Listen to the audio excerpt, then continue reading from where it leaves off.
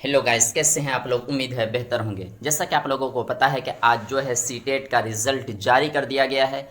इस बीच सीटेट जो रिज़ल्ट जारी किया है, इसके बाद एक सीटेट ने एक नोटिस जारी किया है। आखिर इस नोटिस में है क्या, सब कोई परेशान है। और ये जो 81 नंबर वाले हैं, 80 नंबर वाले हैं, 79 नंबर वाले हैं, इन छात्रों के लिए क्या सूचना है जी। क्या ये इनको जो नॉर्मलाइजेशन होकर नंबर डिजी लॉकर पे इनका सर्टिफिकेट आएगा, या सिर्फ जो नंबर है वही एग्जैक्ट आएगा।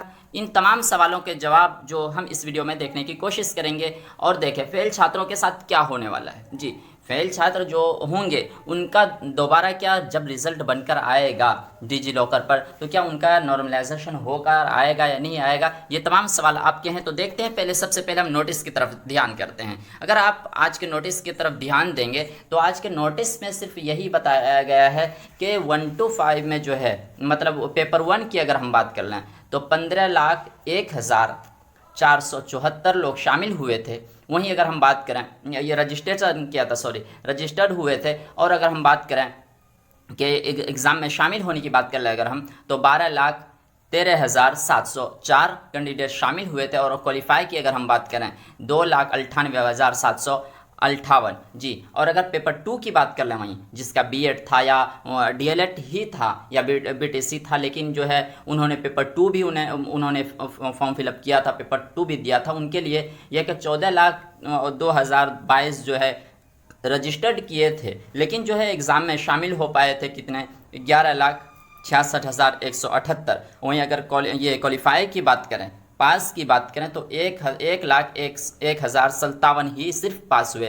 तो पासिंग परसेंटेज जो है, क्वालिफाइंग जो क्राइटेरिया है, वो तो उन्होंने बहुत कम लोगों ने ये किया है। जैसा कि आप लोगों को पता है कि अगर आप जनरल में आते हैं तो आपको 90 नंबर लाना ही होगा जी, 90 नंबर लाना होगा। अगर वहीं आप ओबीसी से आते हैं तो क्या आपको 82 नंबर लाना होगा। जैसा कि आप लोगों को पता है कि पिछले मर्तबा बिहार ने स्पेशल सिर्फ महिलाओं के लिए ये आरक्षण दिया कि वो सिर्फ 75 नंबर पे ही क्वालिफाई हो जाएंगे जी। 75 नंबर जिनका है वो क्वालिफाई होंगे। पिछले मर्तबा भी ऐसे लागू किया गया था।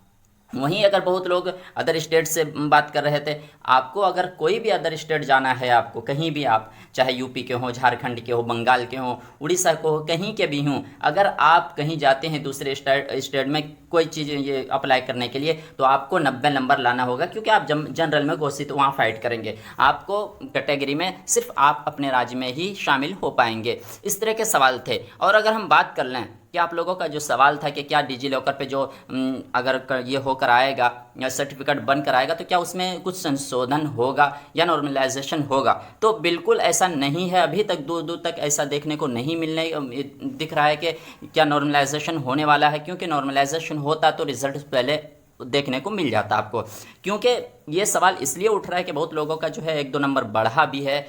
हमारी जानकारी के हिसाब से अभी तक जो है 4 नंबर तक लोगों के बढ़े हैं, लेकिन वहीं कुछ लोगों के हैं जो 1 नंबर भी नहीं बढ़े। तो कहीं ना कहीं सबको ये परेशान कर रही है कि क्या नॉर्मलाइजेशन हुआ है, तो बिल्कुल ऐसा नहीं है। बाकी ये है कि जो एक बोनस नंबर ज़रूर मिला है कुछ ये कि जिनका जेड था, जो ऑप्शन में जेड लिखा हुआ था, तो उनको सबको बोनस नंबर ज़रूर मिला है। बाकी अलग से उनको कि उनका क्या होगा, तो ऐसा कुछ नहीं है कि अगर उनको सर्टिफिकेट बन के आता है तो उसमें अलग से वो नॉर्मलाइजेशन होकर आएगा, तो ऐसा नहीं है। पिछले मरतबा जैसे नॉर्मलाइजेशन सुनने को मिला था कि नॉर्मलाइजेशन हुआ है, तो रिजल्ट के वक्त ही वो देखने को मिल गया था, सर्टिफिकेट के टाइम में ऐसा कुछ नहीं था। बाकी जो है, जो कह रहे थे कि अब ये जो फेल छात्र हैं उनका क्या होगा, तो बता दें कि अब जो है, जो रिज़ल्ट आ गया, अब इसमें कोई संशोधन नहीं होगी। जो आया है बस वो इसी ये क्या बोलते हैं, ये रिज़ल्ट से आपको संतुष्ट होना पड़ेगा। और जो सफल हुए हैं उनको कांग्रेचुलेशन, और जो नहीं हो पाए हैं तो क्या है, ठोकरें उसी को लगती है जो चलते हैं। तो चलते रहिए, लगातार आगे मंजिल आपकी राह देख रही है।